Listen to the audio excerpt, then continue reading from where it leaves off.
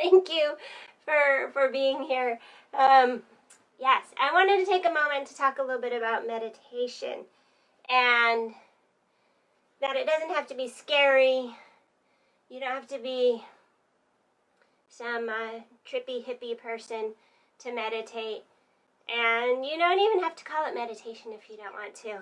It can be just taking some time to take some deep breaths. There is sometimes some myths about, or misconceptions about meditation.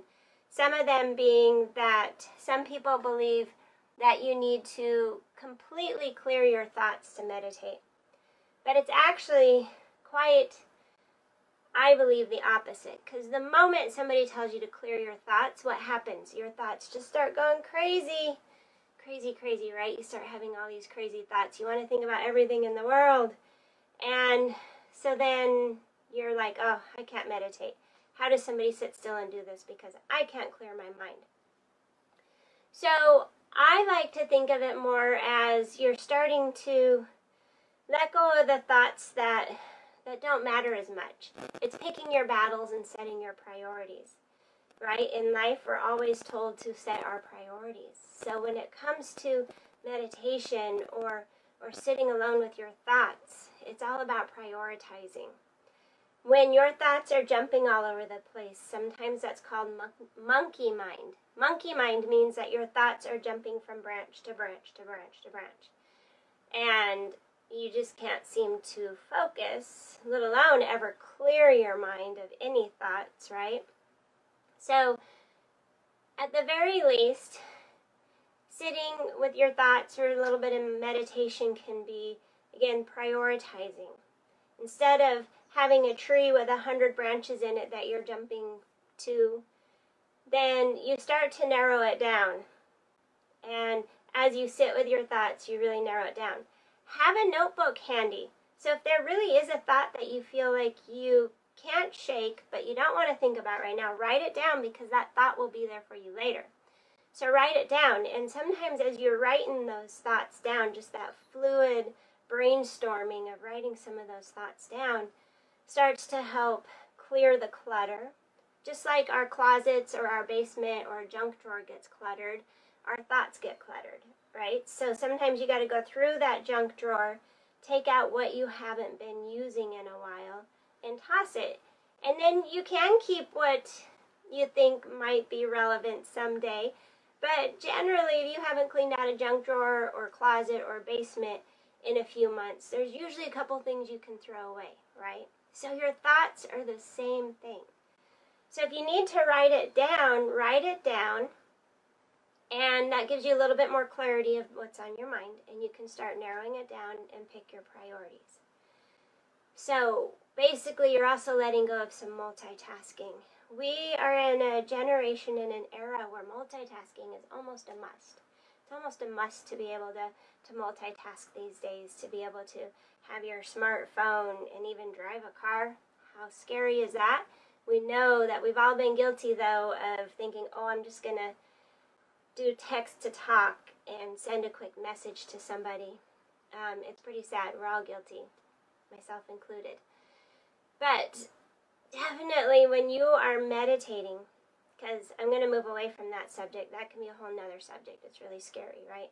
But anyways, when it comes to meditating, you have to put the cell phone down. You have to put the multimedia down. You have to let go of the hundreds of thoughts and start narrowing it down to what's most important to you. At best, if you can narrow it down to one thought, that would be truly ideal. Meditation a lot of times is used to help somebody find clarity.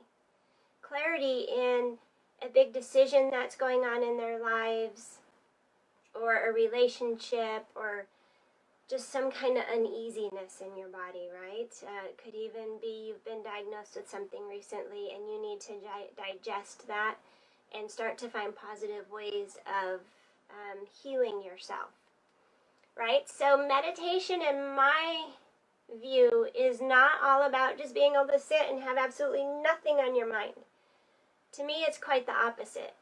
You want to use meditation as a tool to help you stay more positive, find clarity, and sometimes find answers. If you're not sure which road to go down, then sometimes a few sessions with meditation can start to help you when you come to that fork in the road decide which fork you want to take.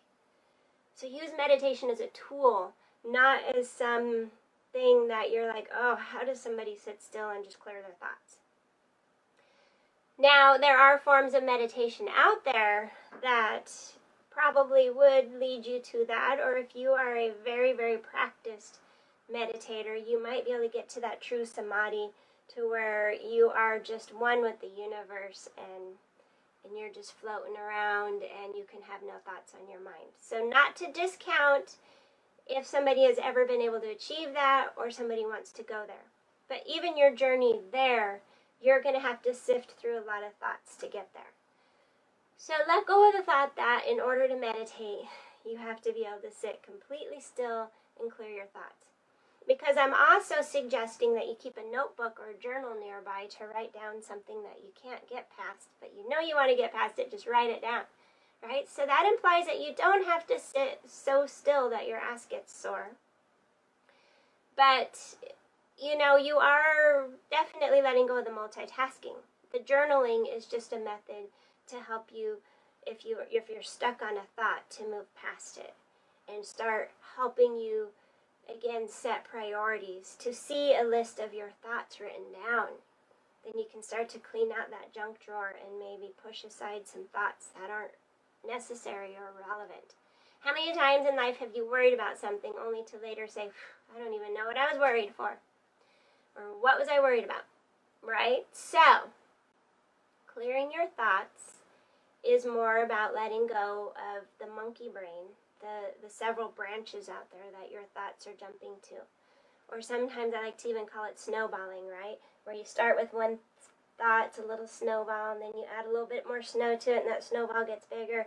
The next thing you know, that snowball is rolling down the hill at high speed, and you don't even know how you got from this little snowball to this snowball running down a hillside getting bigger and bigger and bigger.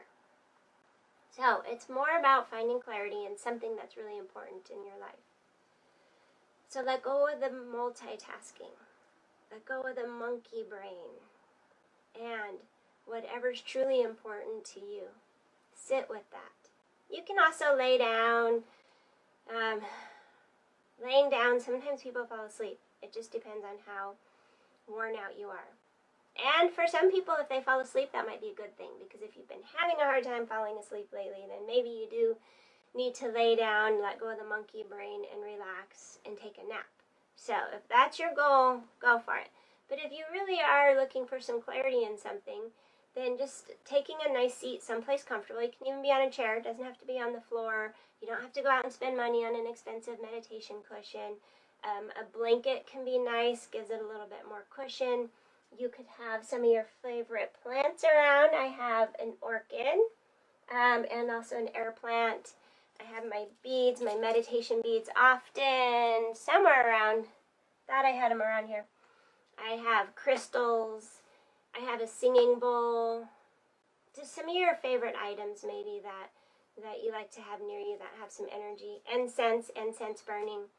You can do some of that stuff. You can totally set the mood or the atmosphere if you want to have a little bit of romance with it, or whatever you're trying to manifest, right?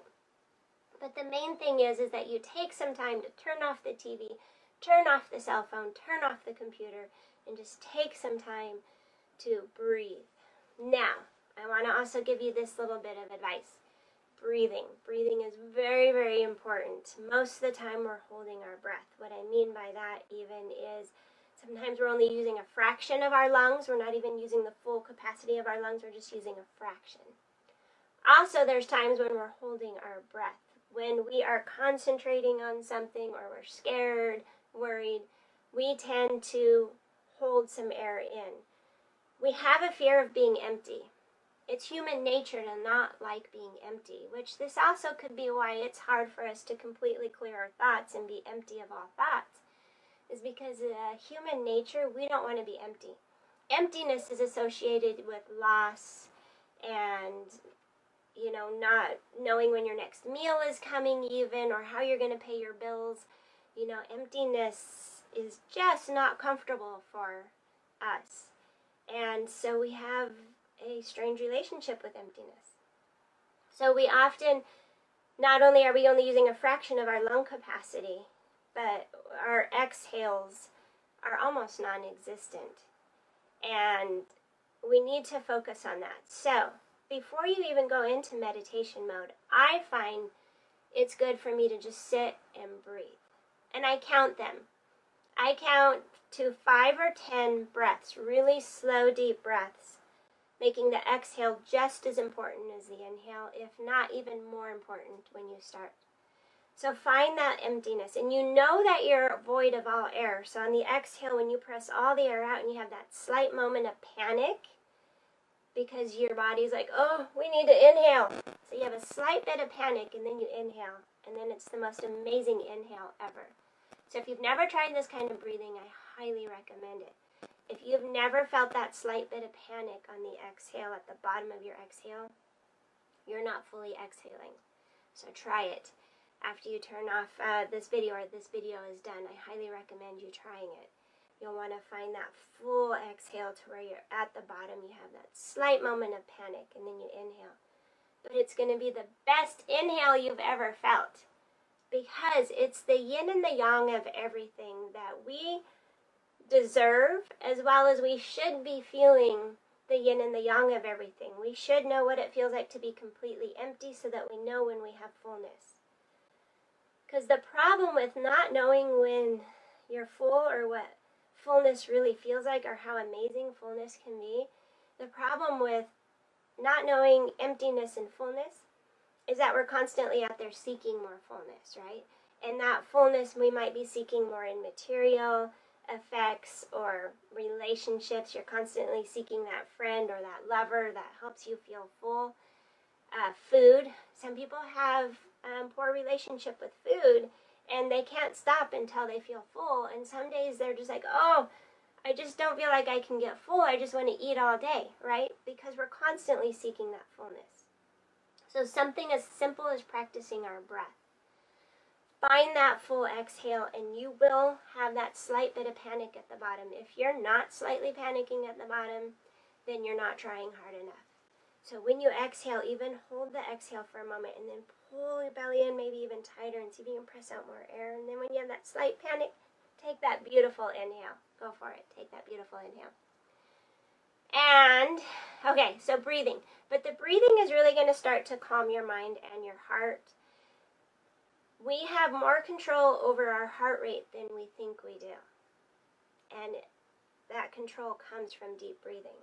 So, I encourage you, for multiple reasons, sit down for 5 to 10 deep breaths. Go ahead and count them, finding the full exhale at the bottom and the most amazing inhales to come for 5 to 10 breaths. Then start to pay attention to what's on your mind. Because once you train your body to breathe like that for about 10 breaths, your body will keep breathing. So set your body up with a pattern. Count up to 10 breaths. Set your body up with a pattern. Then keep that pattern going.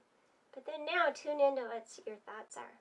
Already after 10 breaths, I'll bet you've gone from 100 monkey branches to 50 or 25 or maybe even less. That would be wonderful, right? Maybe your list is already narrowed down. And then of those thoughts, maybe write them down if you need to. If you can avoid writing them down, then stay in your breath. Stay in your breath. But do know your journal is there for you if and when you need it, okay? But if you've already started to narrow down some thoughts, then maybe you don't need to write anything else down. But if you feel you get pulled out of your little breath work, write it down, start over, maybe count to 3 breaths to get back into it. And then just start thinking about what's most important to you. Priorities. What is most important to you? What are you looking for clarity in? Maybe you do have some big decision coming up in your life, a fork in the road, you don't know which way to go, and you need to find some clarity in that. And this is going to be one of the best ways to do it. Resist the spontaneous decisions in life. There are times whenever spontaneity is just It's fun, it's fantastic. But then there's certain times in your life when you need to sit down, breathe, and focus on what's most important to you.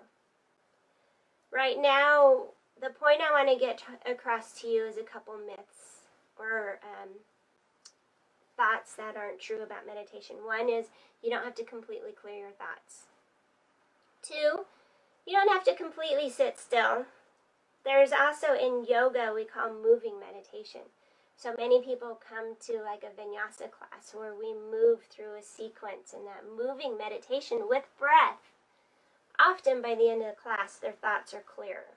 So there's also moving meditation out there. Runners sometimes have it. So if you are a runner and you're running, I encourage you to maybe find that place where you let go of the monkey mind, and while you're running and you have your pace going, your breath going, that you stop multitasking and just focus on what's most important to you. So I do believe in moving meditation is what I'm getting at. But also, reeling it back in just a little bit here. Man, talk about monkey brain, right? My thoughts are jumping around a little bit. But reeling it back in, taking that time to truly sit still, have a journal with you, a pillow for your bum, or if you want to lay down, lay down. But you don't have to complicate it. The more you complicate it, the more your thoughts are going to go crazy. Like I said in the beginning of this video, the moment somebody tells you to clear your thoughts, it seems like everything turns on. Like you have the most thoughts in your mind ever. The moment somebody tells you not to do something, that's when we tend to want to do it, right? So, just narrow it down, breathe, try and use your full lung capacity, make the exhale just as important as the inhale, and try and think about what's most important to you, or something that you're trying to find clarity in. If you want a few stones or meditation beads, flowers, your cat, your dog on your lap, pet your dog, whatever you want. My dog, I don't know where he is. He is not very happy. Maui's been very rainy lately, so he's not happy. So he's probably somewhere chilling. And just let it be. Whatever thoughts come up, let it be. Write down the things that aren't real relevant or super important, but you can get back to them later. Like if all of a sudden dinner comes up in your mind, that's a really good thing to write down. Be like, ooh, this would make a great meal. Write it down and then come back to it. Because while dinner is important, we want to eat healthy. I want you to stay in a place of focusing on what you need clarity in. And it'll come to you, I promise. It'll come to you. I find that there are days whenever my mind and my thoughts are jumping to 1,000 different monkey branches. And I just got to sit down, clean out the junk drawer and the closet or the basement, and focus on what's most important to me. And it can work. It can work for all of us. You don't need to be a guru. You don't need to have to chant or sing. You just need to do it. Alright, so hopefully maybe you got something out of this today. Write some comments. I love comments. If you know me well enough, you know that I love to talk, I love to chat, I love to help people. More than anything, the reason why I do what I do is because I want to help people and I want to make a difference in this world. I really do believe in be the change you wish to see in the world. I really do believe in that. I know I'm just one person, but I got a smartphone and a microphone, and I have Facebook and I have Facebook Live, and I want to share this message. And my message to you is peace, love, abundance, and namaste.